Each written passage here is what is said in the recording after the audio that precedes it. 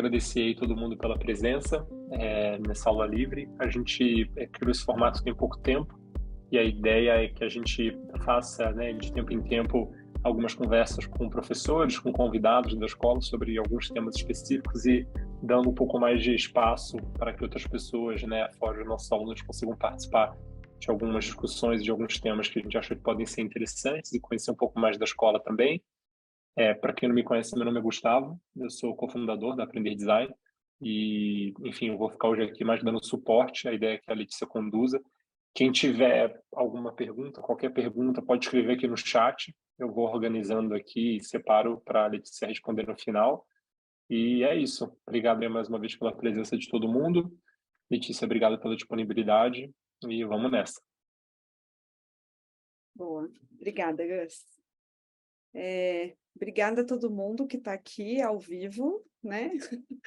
Acho que tempo e atenção tá muito valioso, então sei que dá para escutar, geralmente, né, esses papos e participar, de certa maneira, de um jeito assíncrono, né? Tipo, escutando o esquema podcast Feelings, né? Enquanto lava a louça, enquanto vai de um lugar para o outro, então sei que pessoas se organizaram para estar aqui ouvindo ao vivaço e também convido todo mundo também a dividir, né? A ideia tem esse nome elegantíssimo de aula livre, mas acho que é mais um papo, é mais uma troca, né? Liderança, gestão e design é uma coisa que eu entendo que a gente está construindo, a gente não tem uma superfluência, então eu entendo que é um caminho aqui de via dupla, então bora trocar sobre isso.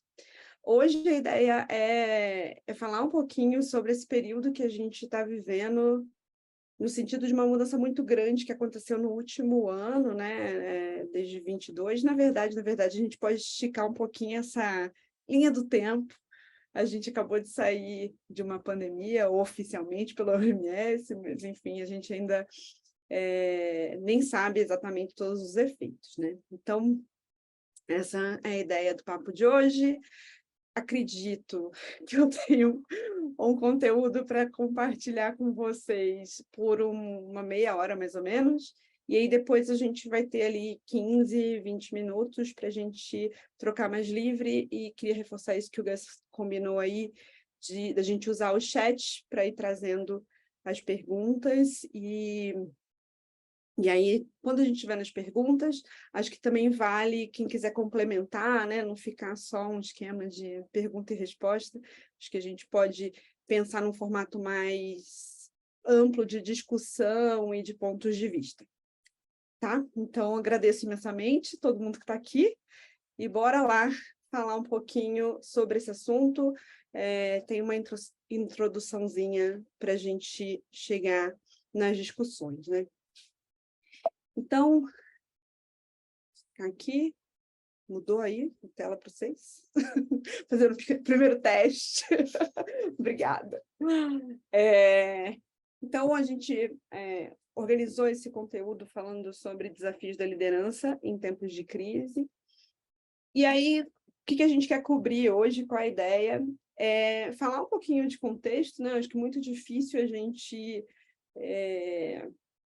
conversar sem voltar um pouquinho em alguns passos e falar um pouco do cenário. Depois a ideia é falar um pouco dos desafios, então, o que esse cenário econômico, com as empresas de tecnologia, quais os efeitos dentro, né, de casa, né, o que aconteceu no nosso dia a dia, o que aconteceu no time, o que aconteceu na gestão e na disciplina, assim, para os designers, né, mais focado na disciplina de design, nos times de design.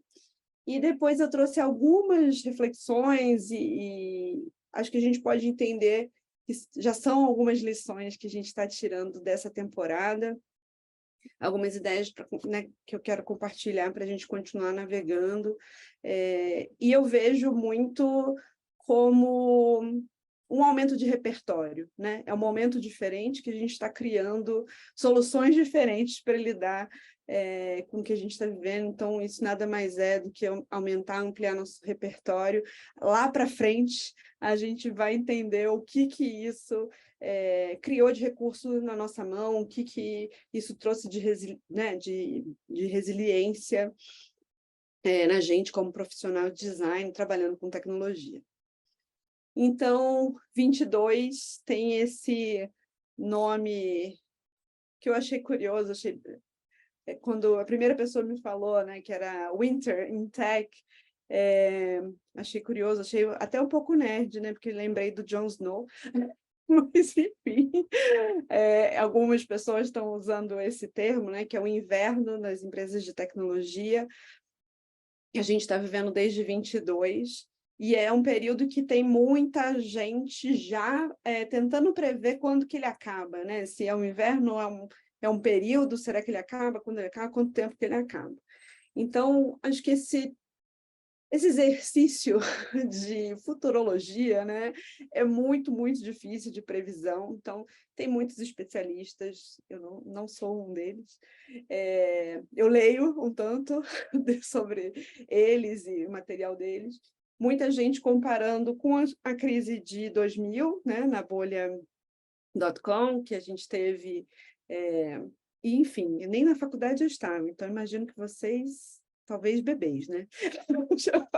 Alguns especialistas estão comparando o que está acontecendo agora com a crise no dinheiro de capital para investimento de startups, com a bolha de 2000, e outros também colocam na fila aí uma comparação, traçam, né, uma comparação com a crise de 2008, uma crise que foi muito localizada, assim, Estados Unidos mundial, o Brasil ficou meio fora desse negócio aí, mas, enfim, eles tentam traçar paralelos com essas duas crises mais recentes para também tentar cravar quando que é uma volta, né? Quando que a gente sai dessa curva que é um buraco, né? Que é um negócio para baixo. E aí, o que é exatamente isso, né? Então, eu trouxe alguns números, alguns dados que eu tirei de algumas matérias para ilustrar um pouquinho para a gente entender. Não sou a melhor pessoa para falar sobre economia, né? Sou designer, não sou uma economista, mas aqui só para a gente, para ilustrar um pouco, para a gente identificar e qualificar do que a gente está falando, né? Então, de 2018 a 2022, a gente teve um grande boom, foi uma curva muito positiva para o universo de empresas de tecnologia da América Latina. A gente nunca recebeu tanto dinheiro né, nos últimos anos, não estou fazendo uma comparação com outros ciclos, mas nesse ciclo, né, a gente vinha ali em médias de 2,5 bilhão de dólar para Venture Capital na América Latina, de Venture Capital na América Latina, e a gente vai para um patamar muito gigantesco, com quase 18, quase 19 bilhões de dólares no mercado, incentivando empresas novas, rodadas de incentivos de empresas que estavam em curva de crescimento e outras que estavam até em rodadas mais avançadas de consolidação, né, do business, do que estava fazendo. E a gente viu uma brusca virada em 22 para 23, em que a gente teve uma queda, se a gente considerar a América Latina, de 35% desse dinheiro, né, que era capital de risco, que era alocado nessas empresas de tecnologia para esses founders com, né, grandes ideias, em que a gente tem colocado produtos novos na nossa rotina, no nosso dia a dia, e fazendo uma disruptura em muitos modelos que estão do mesmo jeito, né, de negócios, de serviços, e a gente teve essa queda muito grande. Se a gente olha Brasil, o número é ainda mais considerável, né? 50% de corte nessa grana. E aí a gente pode falar de, nossa, acabou, então brincadeira acabou. Não é exatamente isso que acontece, né? Essa queda brusca, na verdade, ela gera mais seleção, né? Quando quando um fundo vai apostar num negócio e numa empresa, ela provavelmente vai ser mais rigorosa, né? Vai ser mais rigorosa porque hoje tem menos dinheiro na mesa, então ela vai alocar com mais cuidado, vai ser mais rigorosa, vai provavelmente estressar, inclusive, a ideia a mais para ver se realmente vai valer a pena ela colocar o dinheiro dela ali.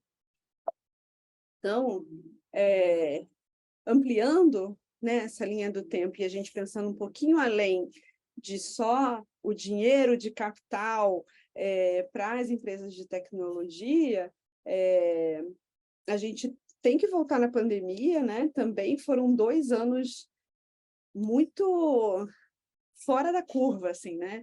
Em um ano a gente estava vivendo uma pandemia, no outro ano a gente estava vivendo uma euforia, porque com a pandemia a gente precisava ficar isolado e o crescimento, né, do uso de tecnologia para os modelos de serviço foi muito grande. Então, logo em seguida, veio uma euforia muito grande de, nossa, todos esses negócios estão dando muito bem, né? Estão indo muito bem, tem uma adoção muito grande. No Brasil, a gente pode lembrar que a gente teve o auxílio, né, do governo, isso fez com que uma galera que não estava nas bases dos bancos, né, fossem cadastradas. A gente ficou sabendo de muita gente, muito CPF, né, foi bancalizado de uma maneira, né, ali em cima do auxílio, dos auxílios governamentais, mas ainda assim isso significou um monte de gente que não, né, que estava fora das plataformas digitais e que entraram ali. Então, quando a gente pensa em outros serviços, né, o quanto a gente aumentou de pedido de comida, compra, né, delivery, compra de supermercado com entrega, a gente foi usando cada vez mais as plataformas e nisso teve uma euforia muito grande. Tipo, nossa, esse tanto de gente usando tecnologia, adotando esses serviços, significou um crescimento de receita, crescimento de base para todos esses serviços de tecnologia, né?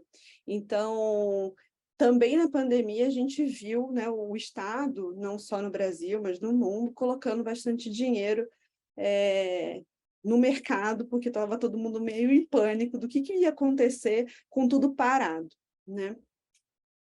Em 22, a gente viu uma mudança com esse dinheiro todo, né, na sociedade.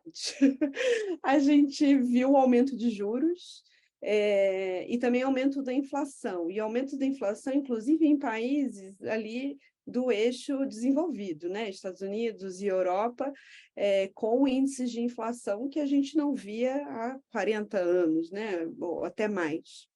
A gente também teve esse episódio da guerra da Ucrânia, que não sei vocês, mas as primeiras notícias que eu vi disso, eu me sentia num túnel do tempo esquisito, assim, tipo, na mesma hora que a gente estava falando de vamos para Marte, o Elon Musk vai mandar um povo para Marte, no outro bloco era, né, no outro bloco do jornal era uma coisa do tipo, realmente invadiram, tem um tanque, tem soldados, um negócio que parecia que não ia acontecer mais, coisa de 100 anos atrás, que não ia acontecer mais, mas infelizmente estão rolando algumas coisas, né, esquisitas por ali.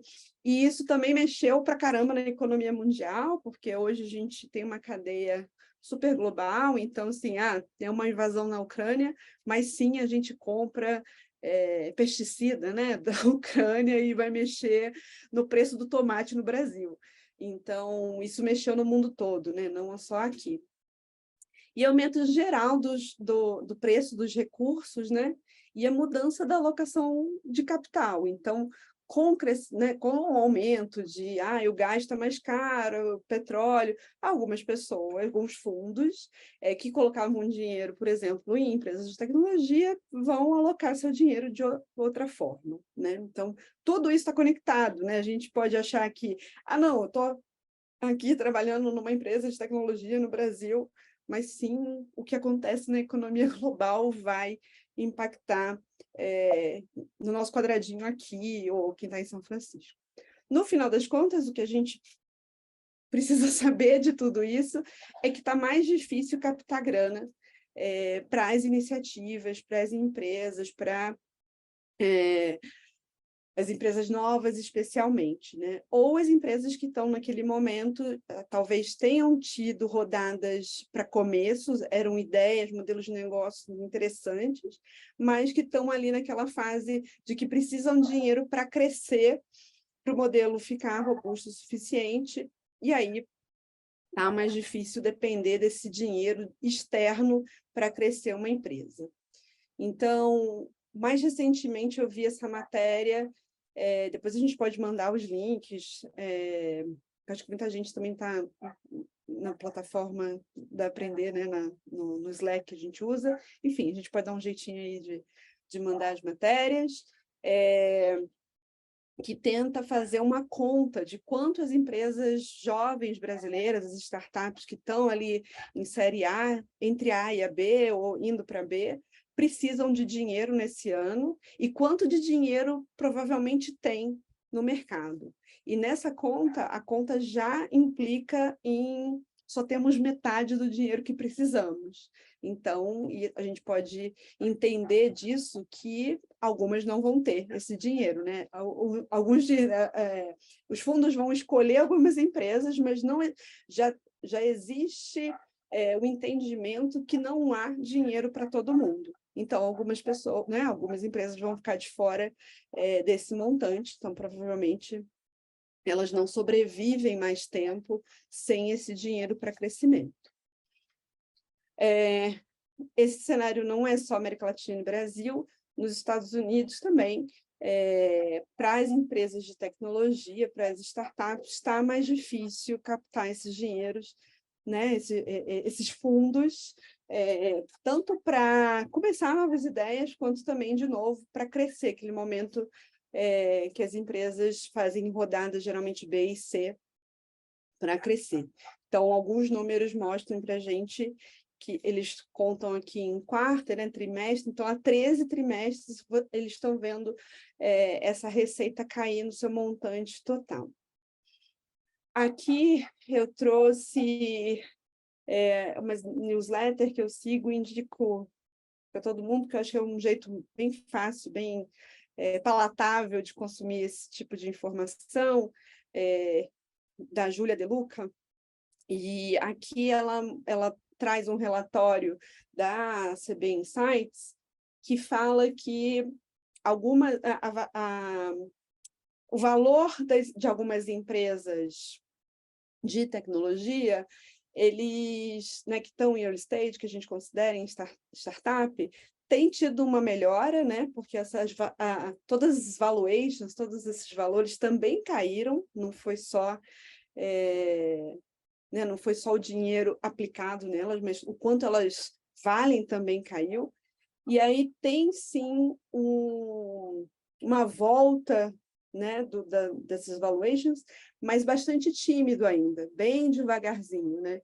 Então, esse ano já mostra ali que, opa, voltamos, estamos vivos, porém não tão rápido ainda. Então, são todos esses índices que vão mostrando para a gente que existe um outro cenário. Uma outra coisa que eu queria complementar aqui, que eu achei muito interessante, e eu acho que já vai um pouco mais para comportamento, e não só a empresa, mas a gente está falando de sociedade como um todo, acho que, como designers, é importante trazer todos esses pontos, que hoje, muita gente tem falado do fim da abundância de capital também nas big techs, não são só as startups, né? E o que é isso? Nós, millennials, eu sou early stage do milênio, mas eu ainda sou milênio, eu ainda posso ser classificado como milênio. Enfim, todo mundo que é jovem, desde os anos 2000, nas cidades grandes, né, especialmente, teve um estilo de vida influenciado por essas big techs. Então, quando a gente pegou o começo né, do Uber, da 99 no Brasil, muita gente pagou menos para andar de 99 que do ônibus. Do tipo, é mais barato pegar o 99 da minha casa até o barzinho que eu vou encontrar com a galera do que pegar um ônibus, pegar o metrô. Então, isso, por que era, né? Por que acontecia isso? porque tinha muito incentivo ao uso para a adoção dessas plataformas. Então, eu lembro bem quando o Rappi começou em São Paulo, a gente não pagava nada, não tinha assinatura do Rappi, você não pagava nada para receber uma coisa na sua casa, né? Uma comida, um pedido de supermercado na sua casa. E de onde vinha esse dinheiro? Porque isso custa, né? Alguém saiu de um lugar, levou seu delivery para um outro lugar, teve o tempo dessa pessoa, teve o combustível, o carro, a moto. E esse dinheiro, né? Esse custo era pago com o dinheiro da própria empresa, em que estava injetando dinheiro para a gente adotar esses serviços, essas plataformas. Então, tem estudos já mostrando que esses 20 anos acabaram. Né? Tipo, agora não vai mais existir esse subsídio para o estilo de vida nas plataformas digitais. Por quê? Porque até as Big Techs, e essa matéria é uma matéria do New York Times que entra mais detalhadamente sobre esses serviços que desenharam a vida do jovem dos anos 2010 a 2020, né, influenciando o estilo de vida dessas pessoas, nas grandes cidades especialmente, que mudou. A gente não vai mais encontrar esses preços que a gente encontrava, né? Não existe mais esse dinheiro que era, de certa maneira, um subsídio para esse estilo de vida. Então, hoje, para você consumir, né, acho que a história mais recente que melhor ilustra isso é o Netflix, né? A gente pagava, sei lá, era R$ 29,90, lembro, R$19,90, para 4 pessoas, 4 contas, né? Nessas 4 contas, sei lá, 8 pessoas usavam essa conta. E hoje, né, mais recentemente, acho que R$ 54,00, se não me engano, R$ 45,90, não me lembro direito, mas cada casa precisa ter uma conta, né? Isso é uma mudança muito grande e que ilustra bem o que eu estou falando, porque até as Big Techs não têm mais esse dinheiro para assumir que as pessoas vão entrar na plataforma e isso um dia vai ser lucrativo. Elas precisam ser lucrativas agora, elas precisam mostrar eficiência, lucratividade agora, elas precisam né, mostrar que o modelo delas fica de pé, que no final do dia é aquela frase de padaria da esquina, que é: a conta precisa fechar, eu preciso ter lucro no meu modelo de negócio, na minha empresa. Né? Então, isso leva a gente a entender esse conceito de crise. O que é a crise? Isso é uma definição de uma psicóloga que recentemente eu conheci o trabalho dela e achei bem interessante o jeito que ela olha para a crise, que ela conta que é desconstrução da forma. Então, o que a gente está falando aqui não é uma crise e a gente pensar e se conectar com o mundo está acabando, né? Uma coisa trágica, assim. É a forma. A gente aprendeu, a gente olhou para isso nos últimos 10 anos com uma forma de abundância, do dinheiro que... Né? Tipo, até as próprias empresas e as pessoas que estavam começando empresas, elas saíam quase da ponto de partida de que existia dinheiro, existia fundo interessado, tinha abundância. Não preciso ser super... não preciso ser super detalhista aqui, porque esse modelo aqui, provavelmente eu tenho um pitch e tal. Hoje não, a gente vai precisar ser muito efetivo para que alguém realmente invista, né? Então, isso também impõe uma mudança, uma desconstrução da forma para a gente que está dentro das empresas, né? Não é só para as pessoas que estão montando suas empresas, mas também as empresas de tecnologia impõem uma realidade de que elas agora, muitas delas, precisam sobreviver, precisam viver e precisam crescer, provavelmente com o dinheiro delas, né? Elas não podem contar com esse dinheiro de fora. Então, muita coisa que muda nessa forma que a gente vinha navegando nesses últimos anos e que está mudando. Por quanto tempo? A gente não sabe, mas já teve uma mudança que vai impor para a gente diferentes óticas, né? Diferentes repertórios, como eu falei no começo. Então, o que a gente já pode apontar como efeitos na gestão? A gente está ali com o time de design, e aí, né, vamos puxar a sardinha aqui para a gente. Então, os primeiros efeitos na gestão, com certeza, para vocês que estão fazendo, né, ou já assumiram algum papel de liderança, ou se não chegou na mesa de vocês, vocês viram chegar na mesa do gestor de vocês, né? Que a primeira coisa é o congelamento das vagas, né? Então, a gente vinha numa velocidade enorme no crescimento dos times, assim, numa escala quase que aterrorizadora, né? Eu lembro que no quinto andar, por alguns anos, eu vivi dobro e dobro de time. De novo, dobramos o time, num tempo muito pequeno. Era uma loucura, assim. Então, acho que o primeiro efeito foi a história de congelamento de vagas. Então, assim, não ter o ritmo, né, e a energia e a própria operação de contratar no volume que a gente estava contratando. Em alguns lugares, a gente viu a redução mesmo dos times, não só o congelamento das vagas, né? A outros lugares, a gente pode ver a simplificação das estruturas. Então, né, às vezes a empresa estava organizando e estruturando muitas BUs, muitos tipos de negócio, novos modelos, sofisticando a linha ali de produtos, e aí existe esse movimento de simplificar as estruturas, congelar algumas iniciativas, simplificando tudo. Quando a gente pensa, e isso vai implicar também na simplificação de estrutura do nosso time também, né? Onde a gente vai alocar essas pessoas, se esses projetos não vão mais continuar, vai fazer sentido trazer essas pessoas para o que elas iam fazer, talvez mude, né? A própria simplificação da atuação dos profissionais de design. Então, a gente estava vindo muito aceleradamente com times muito grandes, em que a gente conversava, eu lembro de conversas também propondo uma sofisticação, inclusive do papel da liderança, né? Eu lembro muitas vezes até ficar um pouco confusa de, nossa, mas aí um liderado vai ter um manager, um IC, um lead técnico junto.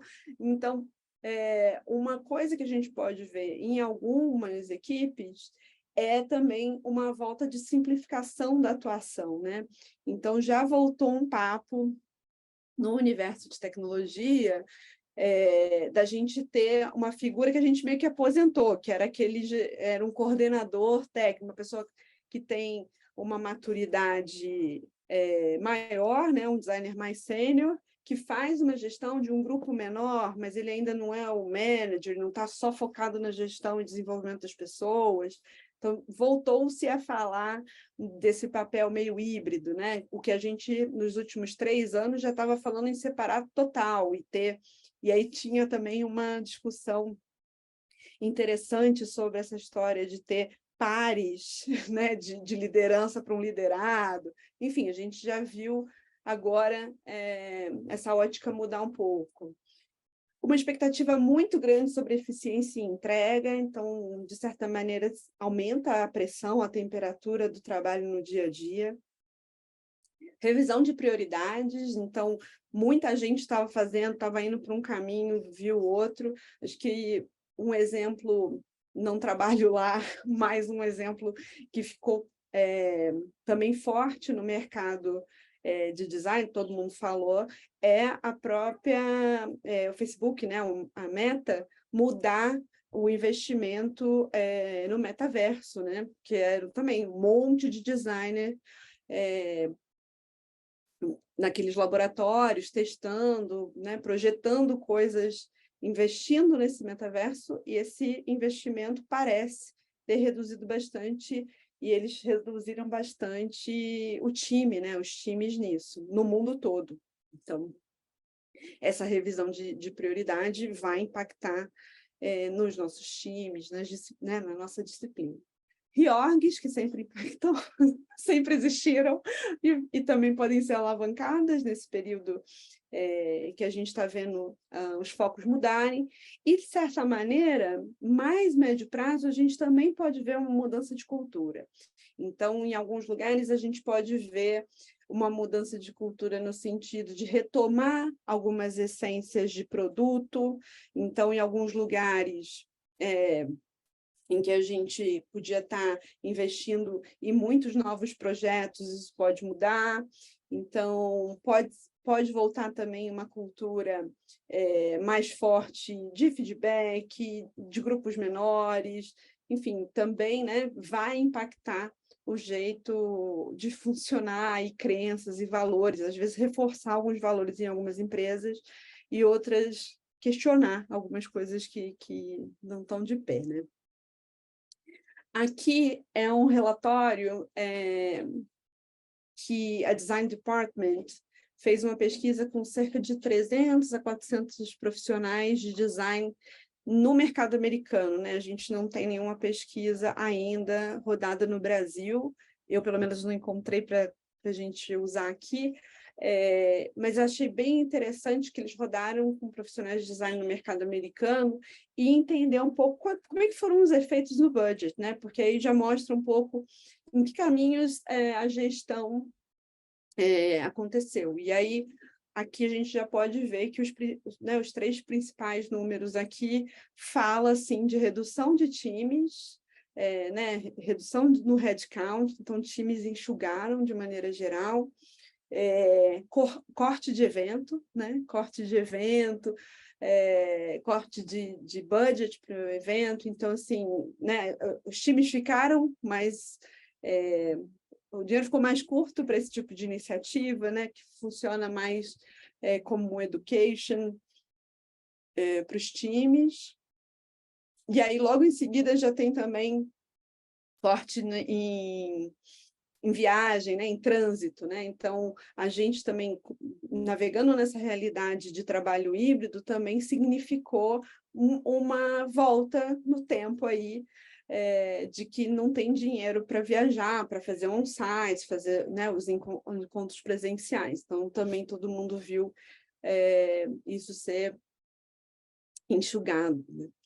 Fora também softwares, cortes em softwares e também terceirização, parceiros, né? Acho que todo mundo teve também, viu esse efeito muito... acho que talvez sejam evidências já de começo, assim.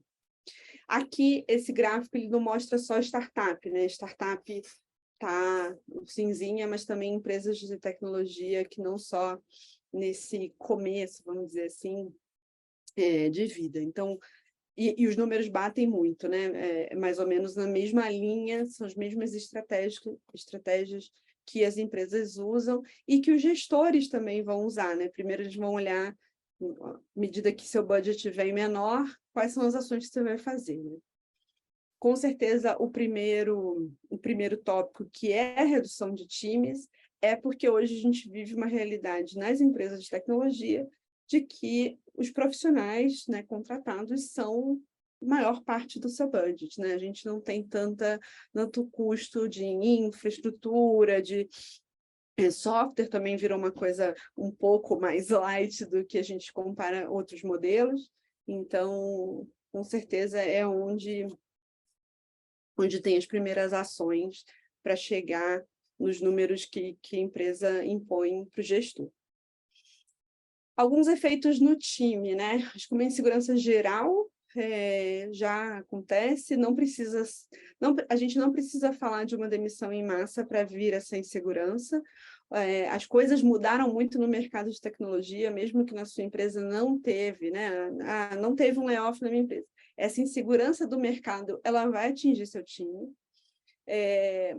Quando a gente tem a decisão de uma demissão em massa, também existe geralmente um pico de turnover, então tem uma reação, dependendo do momento que foi feita essa demissão, né, ou enfim, ou agitação ali do mercado das notícias, de uma empresa referência ter feito a demissão em massa, isso causa pode causar um pico de turnover, da saída de algumas pessoas.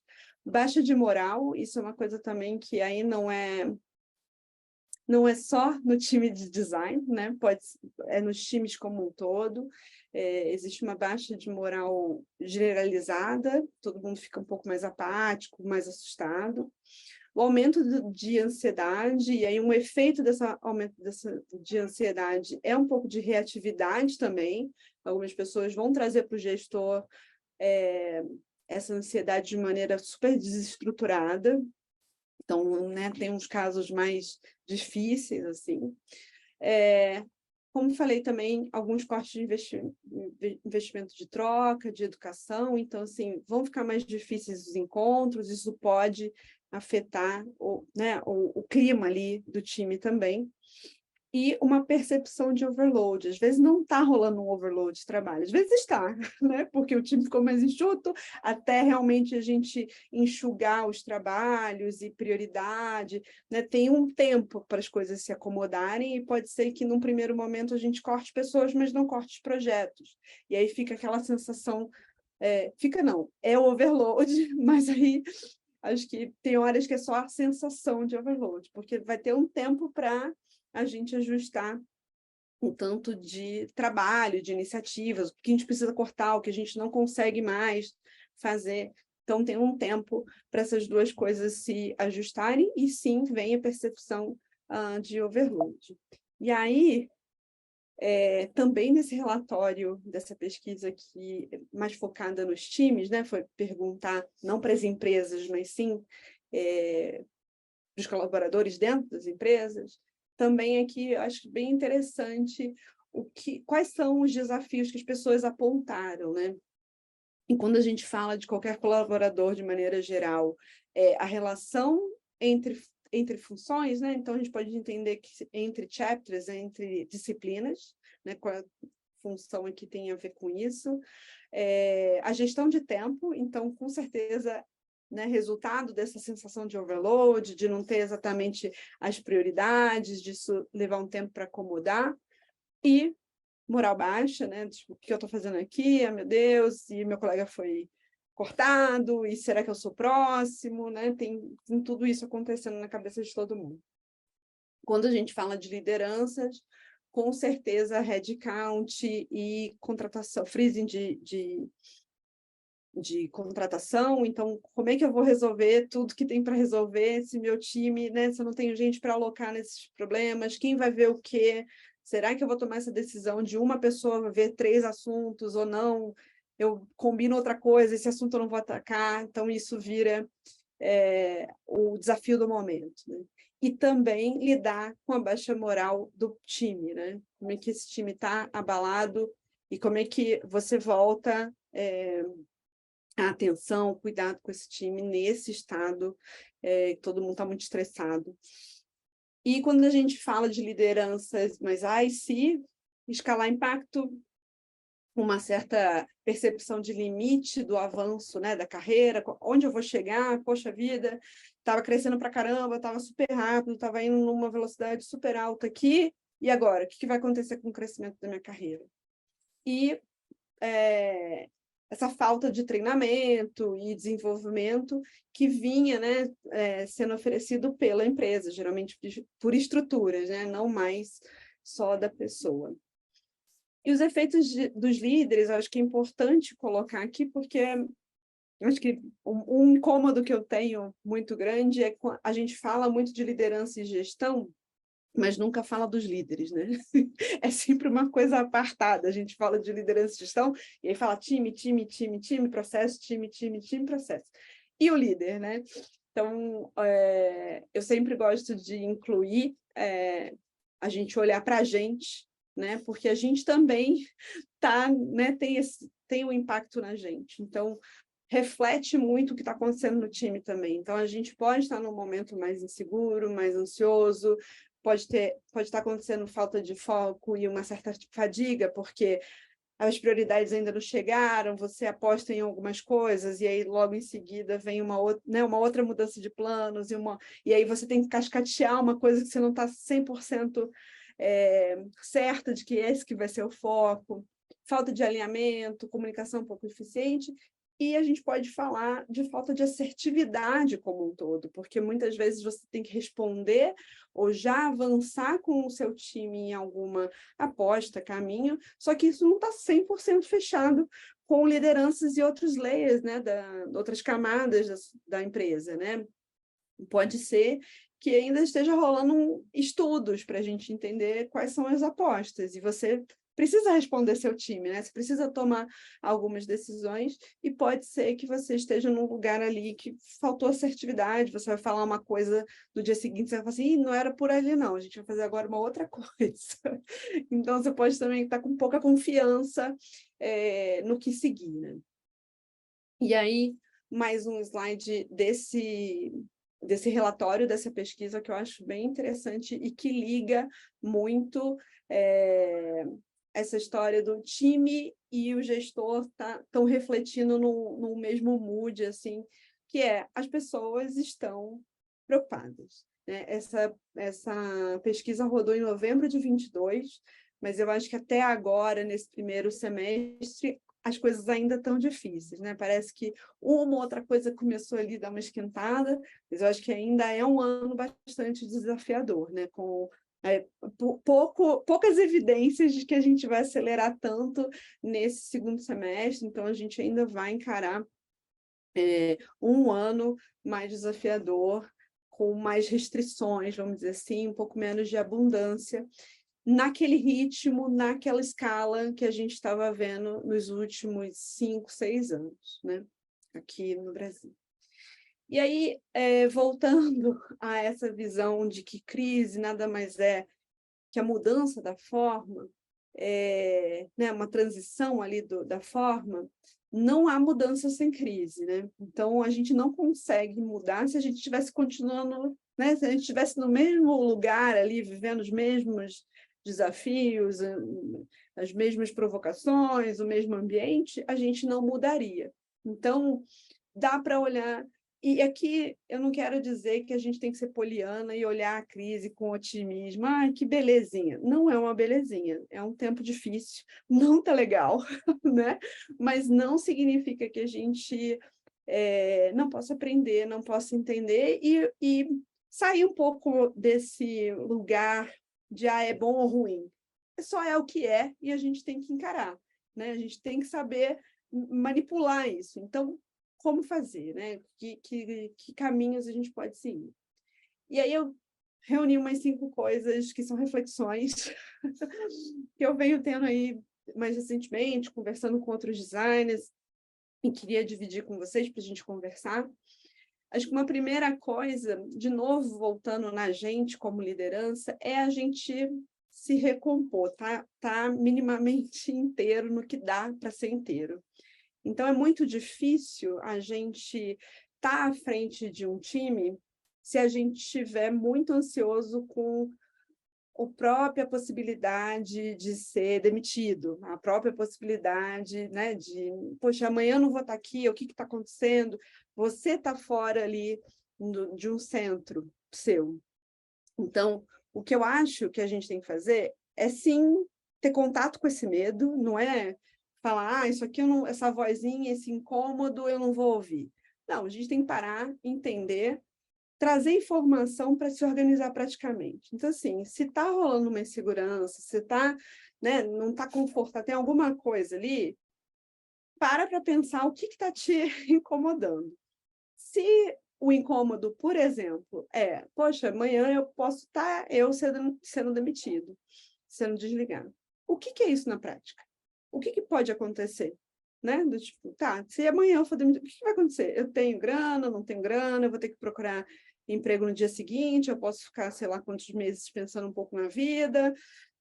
Enfim, tenta trazer informações para se organizar de maneira prática e pragmática, mas para sair desse lugar só da ansiedade, só da dúvida, só daquela vozinha que volta, né? Tipo, dá atenção para ela, organiza, olha para isso, mas fecha esse assunto, né, com você, para que você consiga seguir. Senão, você vai ficar numa especulação, numa insegurança que vai te atrapalhar no dia a dia, né? Então, organiza o assunto e fecha o assunto. Retomar a atenção no que você tem controle. Não dá para acordar todo dia e ficar pensando, meu Deus, será que amanhã vai ter uma demissão aqui? Meu Deus, será que vão cortar o dinheiro do sei lá do quê? Meu Deus, será que eu fiz a decisão certa trazendo essa pessoa? Puxa o que você tem controle hoje. Então, se você tem a grana para trazer tal pessoa para o seu time, esse era o combinado? Faz. Né? Não tem? Não faz. Não tem a grana, não vou ficar pedindo dinheiro, não sei o quê, vendo quem tem no budget, né? Então, tenta fazer o que você tem controle, o que você tem informação, o que você já tem fechado no combinado, né? Nas informações que você tem. Ficar nesse e se, não vai ajudar também a você voltar a ter assertividade, a você ter foco, conseguir ir atrás das informações e das estruturações e das decisões que você vai ter que tomar. Mantenha-se aberto, não faça promessas, né? Então, acho que também é outra coisa muito importante a gente não fazer promessas para o nosso time. A gente tem que assumir que é um lugar que a gente está sem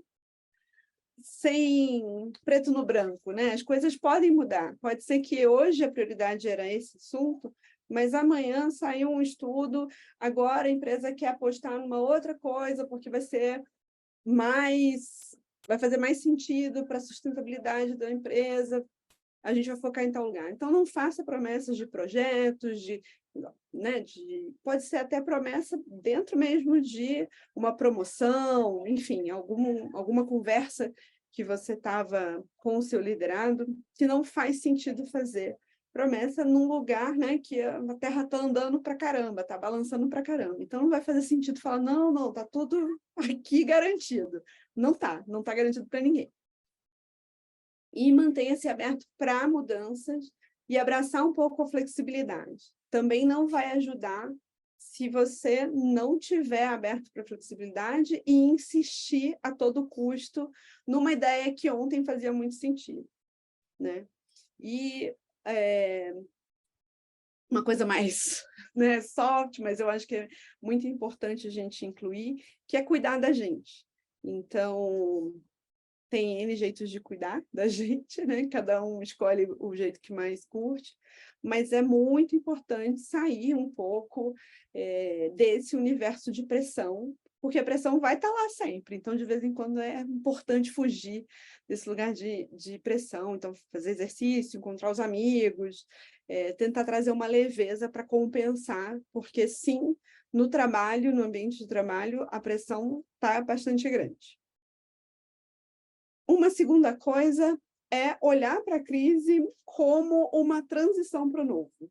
Então, está vindo um negócio que você não sabe direito o que está vindo, mas esse desconhecido pode ter o potencial de ser muito bacana, né? E de aprender coisas novas. Então, quando a gente muda um pouco o foco de, meu Deus, isso aqui tudo está caindo para tá bom, isso está se desfazendo, mas está se desfazendo no sentido de configuração, isso pode ganhar uma nova configuração. Que outras coisas que, né, podem ser potenciais aqui?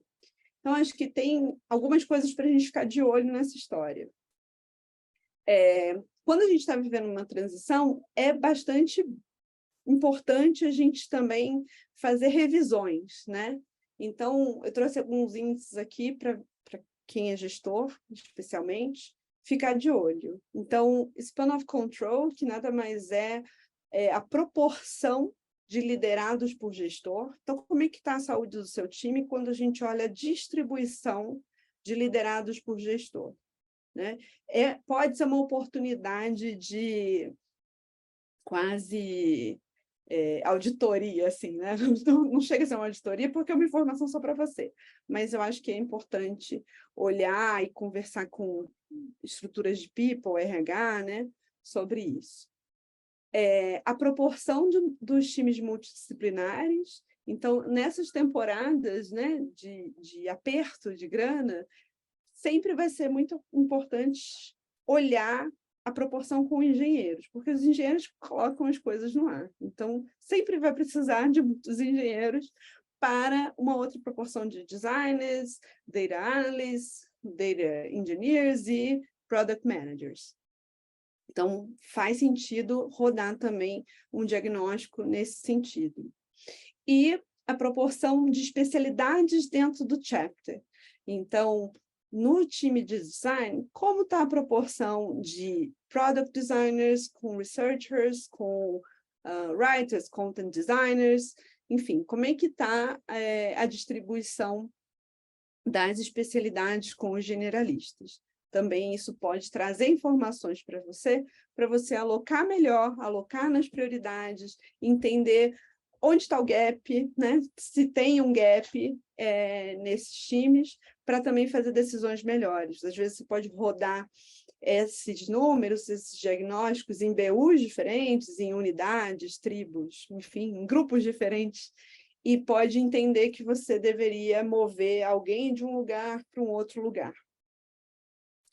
A outra coisa, né, para a gente olhar é se a prioridade está clara. Você está com as informações que precisa estar, você precisa pedir ajuda, você entende para onde a empresa está indo? Se perguntar isso é bem relevante. E aí, uma outra coisa que o gestor deveria fazer é fazer um check, né? Tipo, fazer uma verificação se as prioridades, se seu time está alocado corretamente na maturidade com as prioridades da empresa. Está batendo? Esse é um tema muito caro que a gente precisa resolver esse ano. É prioridade para todo mundo na empresa. E aí lá está um designer que acabou de entrar na empresa, júnior, que não vai, né, sozinho, vai precisar de suporte. Então, ter certeza, né, garantir ali minimamente que esses são os assuntos prioritários e quem está alocado. Essa pessoa precisa de suporte, não precisa, ela precisa ser movida. Então, é uma outra coisa que acho que interessante a gente colocar aqui para ser feita nessa temporada que estamos vivendo. Aqui é um frame de um curso que eu fiz também na Design Department sobre liderança de mudanças. E é bem interessante que casa muito até com essa visão dessa psicóloga que eu citei mais à frente, que ela fala dessa história da crise, nada mais é que a transformação da forma, de como a gente vê alguma coisa, e conecta muito, né, que toda mudança é essa fase de transição, em que quando a gente está ali na crise, no começo da crise, a gente não está entendendo que a coisa está acabando, né? A gente sabe que não está legal, tem uma ansiedade porque a gente não sabe exatamente no que vai dar e tudo mais, mas a gente pode e deve entender que essa mudança tem um período de transição, e de transição a gente vai para um caminho de começo. Então, de novo, abrir, né, a cabeça para pensar como é que eu endereço a crise como um começo, uma oportunidade de outro jeito, outro repertório, outro jeito de fazer, um outro momento. Então, quando a gente fala disso, se a gente está falando de um outro momento, também é bacana a gente pensar e direcionar o nosso time para o que é sucesso agora, né? Para mim, um item aqui que fala muito para mim é quando a gente estava crescendo muito no quinto andar, né? O time era isso que eu falei de cada ano dobrava. Uma das informações recorrentes que eu falava no all hands do nosso chapter, né? Na reunião geral do chapter, era o número de designers. Ele era um índice de sucesso para a gente. E aí, quando a gente, né, mudou o modus operandi ali, o desafio virou, não, a gente vai ser um time de excelência com um número que não vai crescer, mas não vai crescer nesse ritmo de dobrar todo ano. O que é sucesso agora? Então, não é um número total, né? Então, a gente pode olhar outros índices. Como é que está a saúde do nosso time, a nossa presença nos times? Qual a proporção de designers para engenheiros? Então, pode mudar um pouco os índices, e a gente pode entender o que é sucesso. Então, também, quando a gente pensa há 2 anos atrás, a gente estava investindo em um monte de produto novo. Agora, a gente quer olhar para o nosso produto e arrumar um monte de coisa, elevar a barra de qualidade, de algumas experiências. Então, mudou também, né? Tipo, um índice de sucesso antes era ter um monte de produto novo, novas iniciativas, e agora a gente está olhando também de uma maneira diferente. Então, refletir como gestor e liderança do que é sucesso agora, nesse momento que a gente está. O que vai falar para a gente que a gente está indo bem como time, como designer, como gestor, nesse momento da empresa e do mercado de tecnologia. Em quarto lugar, né, em quarto lugar não, desculpa, como quarta coisa aqui que eu queria compartilhar com vocês, é entregar. Tem uma hora também que eu acho que é muito saudável a gente parar de pensar e ficar elucubrando todos esses cenários, o que vai ser, o que não vai ser, o que é prioridade, não é prioridade. Tem a hora que a gente precisa só voltar a fazer e a entregar. E muitas vezes a gente tem que pensar que né, tipo, essa primeira fase que eu entregar vai dar... vai abrir espaço para a nova fase e eu vou fazer uma nova entrega. Então, isso, muitas vezes, só de você voltar a fazer, você voltar a entregar, fazer uma aposta e seguir nessa aposta, vai abrindo mais clareza do que ficar só pensando em cenários, né? Então, algumas coisas que a gente entrega vai abrindo oportunidades para a gente ir fazendo e vai apontando o caminho sem ter um super planejamento. Nossa, eu tenho super certeza que isso vai dar certo. Como eu falei lá no primeiro, se abra, né, tenha flexibilidade. Então, essa aposta pode abrir uma coisa muito bacana e foi super certo, quanto também, essa aposta eu fiz, não deu em nada. Realmente, isso aqui tem que ir para o lado, não vai ser isso que eu vou resolver agora. Então, voltar a fazer, muitas vezes, pega um negócio e faz, né? Enquanto você está fazendo isso, pode ser também que a empresa também tenha andado com os estudos, tenha mais clareza das prioridades, e aí deu tempo para essa informação chegar para você. E, por último, eu colocaria aqui que a gente tem que confiar que vai passar, né? Tudo passa, parte boa, parte ruim, tudo vai passar, mas a gente tem que dar uma calibrada no nosso otimismo. Então, acho que é tempo de pouca especulação e mais pé no chão.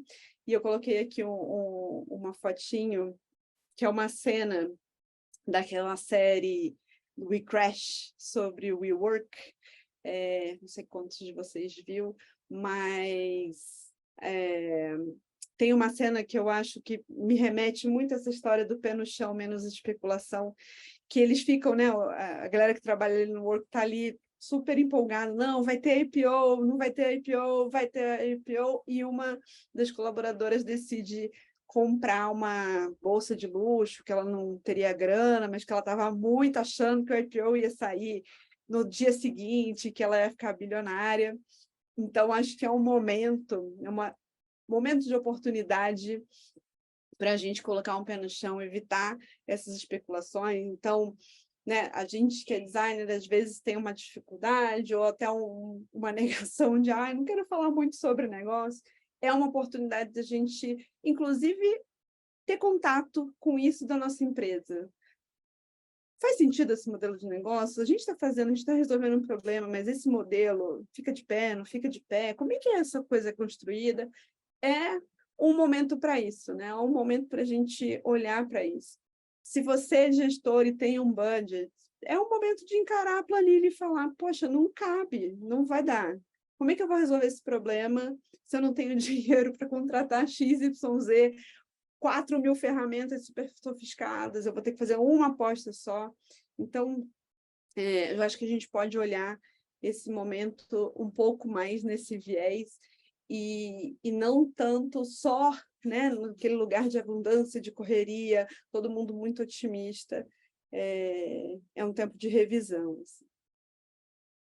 E aí, era isso que eu queria compartilhar com vocês, para a gente abrir aqui para discussão. Acho que tem já algumas perguntinhas, e bora lá para elas, né? Mas, de novo, vamos tentar fazer aqui como uma conversa.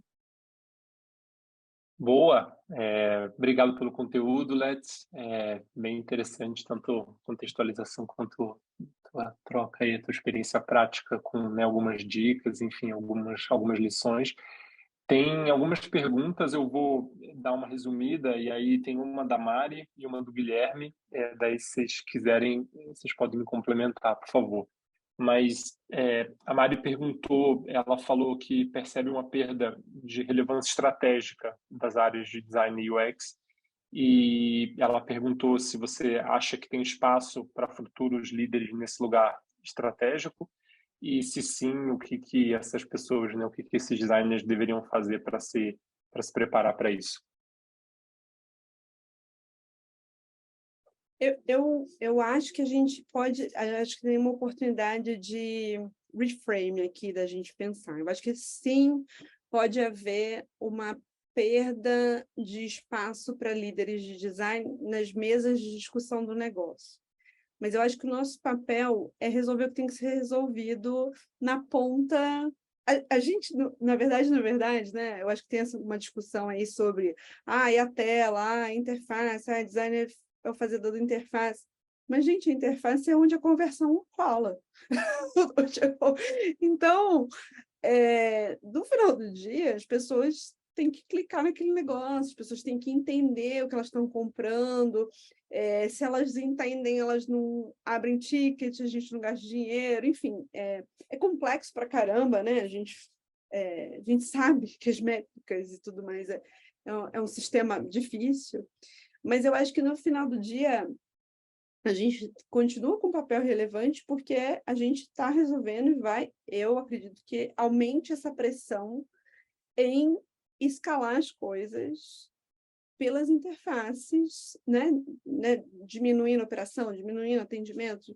Então, o modelo de tecnologia, ele dá dinheiro porque ele atende muita gente de jeito autônomo, né? Assim, não autônomo, é self-service. Então, eu acho que pode ser que com as demissões, né, com as demissões ou com o freezing de contratação, o congelamento de vaga e tudo mais, a gente tenha perdido, nossa, ia fazer sentido trazer o gerente de research, e aí não tem mais dinheiro, não vai trazer essa pessoa. Então, pode ser que a gente tenha uma perda nos fóruns mais executivos, diretoria, onde não tem essas posições. Mas, no final do dia, acho que vem uma pressão muito grande para o que a gente vai entregar. E a gente que desenha o que vai entregar. Então, acho que volta a ter um foco no produto. E eu acho que é nesse gancho que a gente tem que voltar a cavar o tal do lugar na mesa, né? Então, voltar a falar muito do produto, falar de interface, a prototipar caminhos, porque a gente, inclusive, é esse processo de design que economiza dinheiro para caramba, né? Tipo, se a gente prototipa e vê antes de todo mundo desenvolver e colocar no ar, e aí gasta o dinheiro da equipe inteira, o tempo e tudo mais. Então, acho que tem um lugar ali de design que a gente pode recorrer e cavar nosso lugar na estratégia, na discussão de estratégia, focando no que a gente entrega. Porque eu acho que, assim, convite a gente nunca tem mesmo, né? Eu acho que esse inclusive, é um ponto que eu sempre fico muito refletindo, assim, eu acho que tem um gap da expectativa do designer, né? Tipo, todo mundo já tem mais consciência que design é importante nesse universo, mas a gente, como designer, tem um pouco a expectativa de que a gente vai ser convidado para sentar nessa mesa. E não é bem assim que funciona, né? A gente tem que levar muito, porque não vai estar o convite para diretoria, né? Para conversa de diretoria, ninguém vai te chamar para isso, mas se você tiver coisas para mostrar, talvez você comece a cavar esse espaço. Não sei se eu super respondi a Mari. Mari, quer aparecer aí? Sim, eu até deixei um recado aqui no chat. Eu trabalhei no quinto andar em 2017, no time Sim, de eu estou vendo uma carinha de operações. quinto andar aqui. E aí, eu não sei se você vai lembrar, enfim, mas eu vi, Lembro, né, o sim. time crescendo ali na época, e eu me espelhei muito em você e tudo que você fez desde então para migrar de área. Então, acho que você é um grande expoente aí, né, do design atual, e valeu por ter trazido aí a sua visão. Fiquei E nervosa, fiquei espero vermelha. continuar me espelhando em você. Migrei de área muito por sua culpa. Então, assim, continue, porque você está gerando muitos frutos bons aí. Bom ouvir isso. Estou um pouco envergonhada, mas obrigada. Obrigada Boa, pelo carinho. boa. A gente tem mais duas perguntas do Guilherme e uma do Thiago, mas como já são 8h07, eu pensei em, de repente, pegar só a do Guilherme e depois o Thiago, Boa. antes de comentar lá pelo Slack, enfim, também já é de casa, é mais fácil. O Guilherme está perguntando, ele falou que a redução dos times, né, faz com que boa parte das pessoas tenha mais atividades operacionais. Como manter o time motivado, engajado e crescendo, evoluindo, né, aprendendo com essas demandas que ele percebe que estão crescendo. Guilherme, não sei se você quer complementar minha pergunta, mas acho que era a sua pergunta, acho que era isso. Oi, Letícia, tudo bem? Tudo bem, Gustavo, obrigado. É exatamente essa mesma ideia, né? Hoje, como gestão, eu passei por uma demissão em massa, aí, vamos dizer, um corte, né? E isso mostrou que a gente está muito mais competitivo, tanto das big quanto das early stage, né? As big techs, elas já estão sentindo a competitividade com as early stage. Por quê? Eu vejo num modelo de que a early stage ela chega não para pegar o processo como um todo que as big fazem, mas ela pega uma pequena parte e faz muito bem feito. E é ali que ela começa a ter essa competitividade com as big. E aí, nesse mercado, eu entendo que essa competição traz mais inovação, né? Traz mais... ela, na verdade, provoca que a gente faça coisas melhores e coisas inovadoras. Mas aí vem esse ponto, principalmente nessas empresas, ou que elas estão fechando ou que estão cortando, muitos dos cargos que acabam tendo, como tu falou agora há pouco, é sênior, tem sua senioridade, mas tem que voltar para trás, tem que prototipar, tem que criar, que é exatamente a visão de ter essa economia antes de a gente desenvolver algo. Essas pessoas, elas muitas vezes não querem dar o passo atrás, elas não querem voltar para o operacional, porque elas já estão num ponto de eu estou discutindo como o produto vai ser melhor e qual mercado a gente vai colocar o produto, e do que necessariamente entrar e, poxa, vou desenhar tela, vou prototipar, vou lá brigar porque esse projeto vai ser. E isso é um pouco difícil tu conseguir manter os profissionais, principalmente, motivados.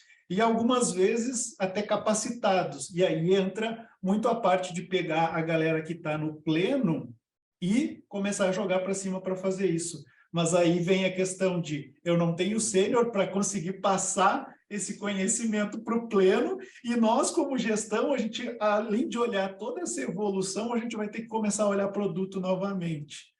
Então, assim, na tua visão como um cargo mais amplo de diretoria, como é que a gente consegue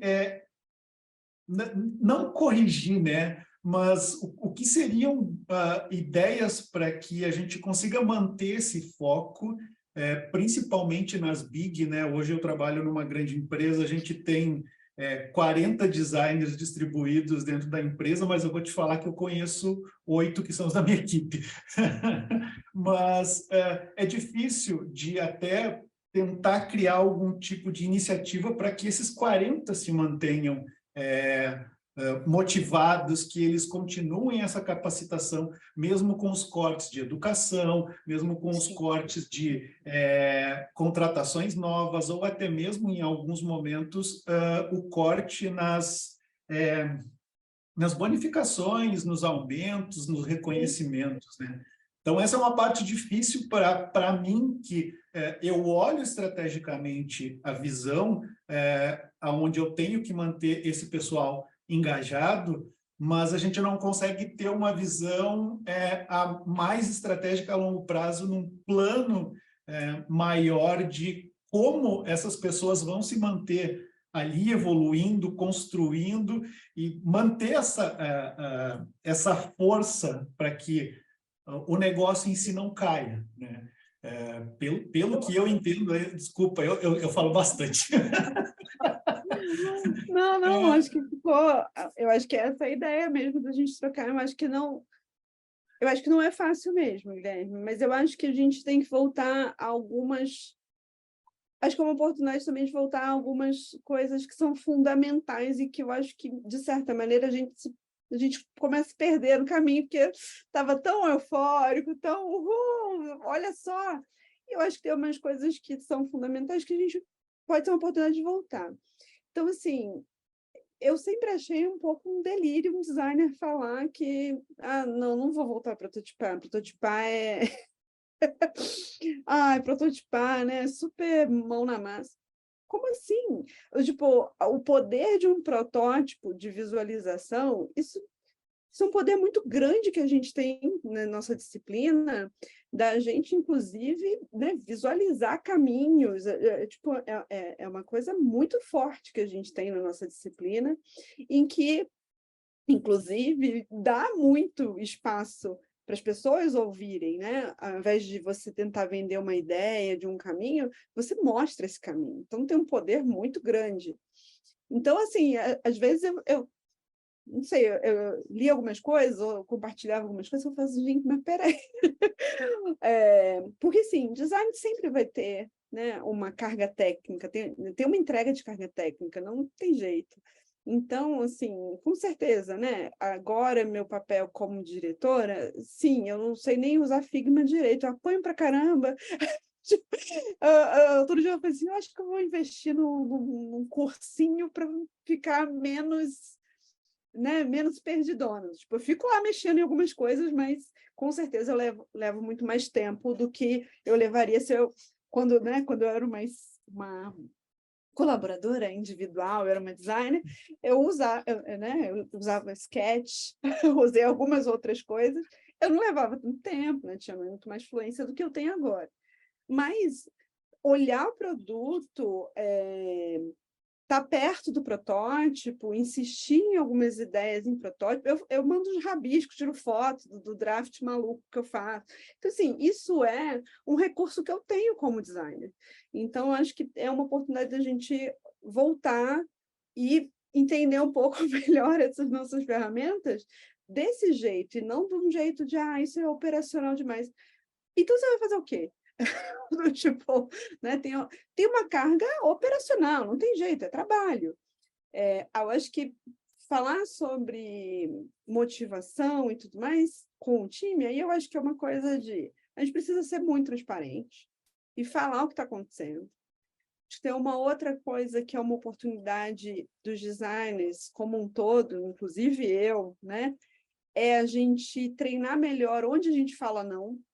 Então, assim, tá rolando uma escassez de tempo, tem pouca gente, tem muita ambição, tem muita coisa para ser entregue. O que não dá para fazer, pelo menos agora? O que tem que ficar para depois? O que não faz sentido a gente fazer? Esse é um exercício muito difícil, não é só para o designer, é para todo mundo, para o PM, para o engenheiro, para todo mundo.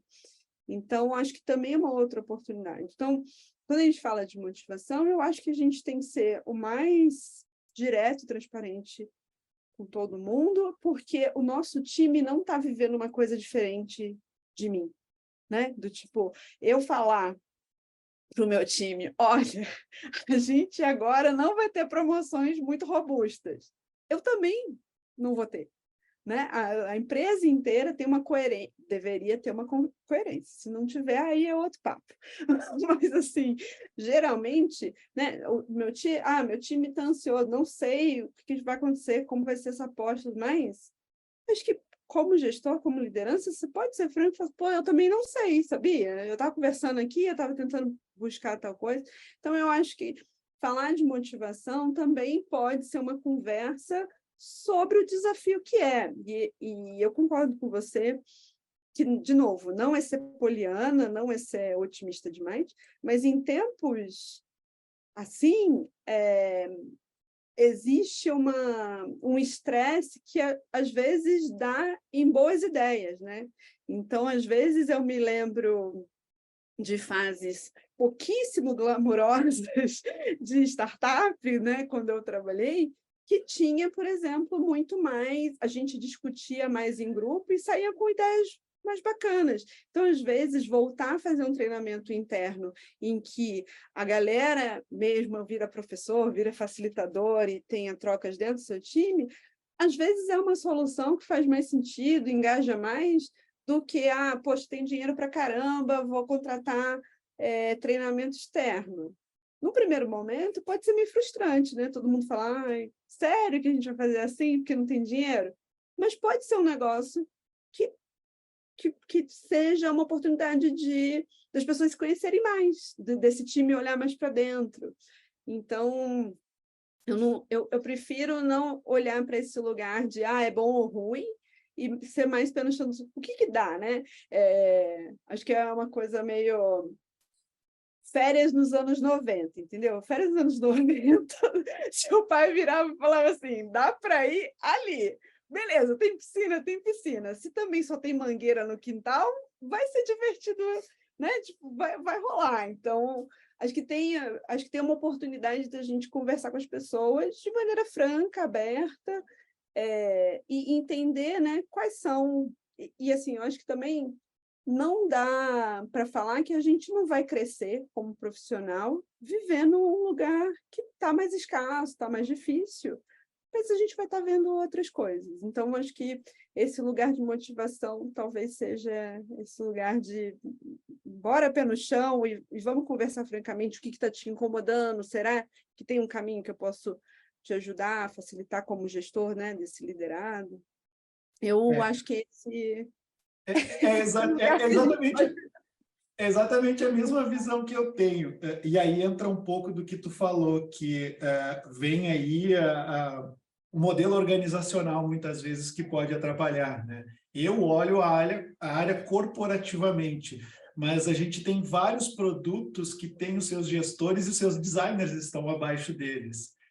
E aí é que gera um problema no ponto de tu motivar, né? No ponto de tu conseguir fazer essa pessoa se sentir feliz onde ela está hoje, mas ela não é alguém que é gerida por ti, tu pode acompanhar. Isso é um ponto complicado de se fazer. Eu concordo e tento motivar essas pessoas, mas... Então, mas como líder, acho que você pode olhar também para isso como a motivação de alguém não é 100% sua responsabilidade.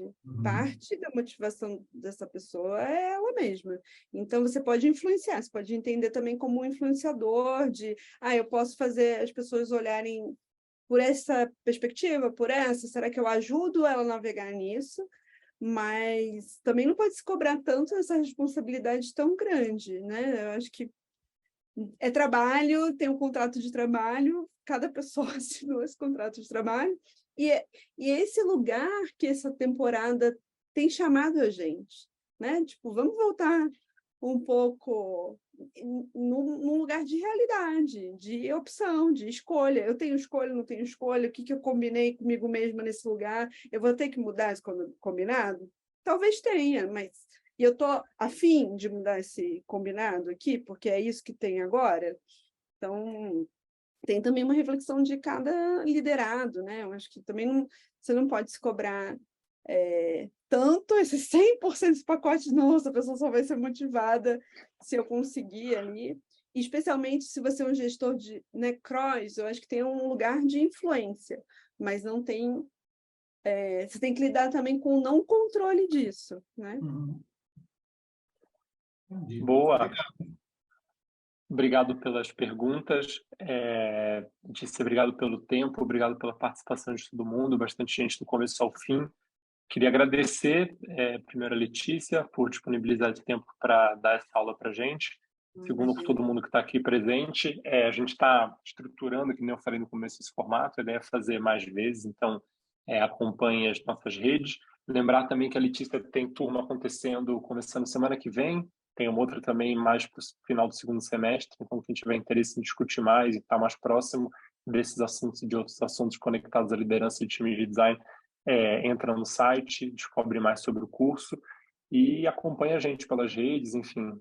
Obrigado aí pela presença de todo mundo. Leti, se você quiser dar uma última palavra. Eu agradeço demais. Enfim, combinei um negócio de horário, mas eu também falo bastante.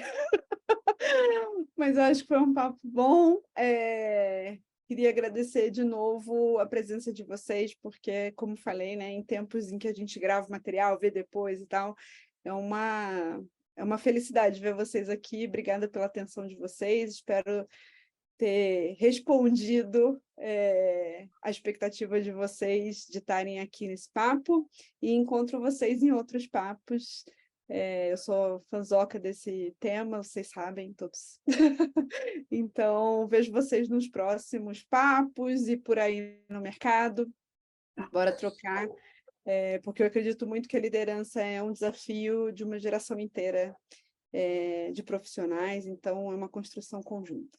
Obrigada e boa noite.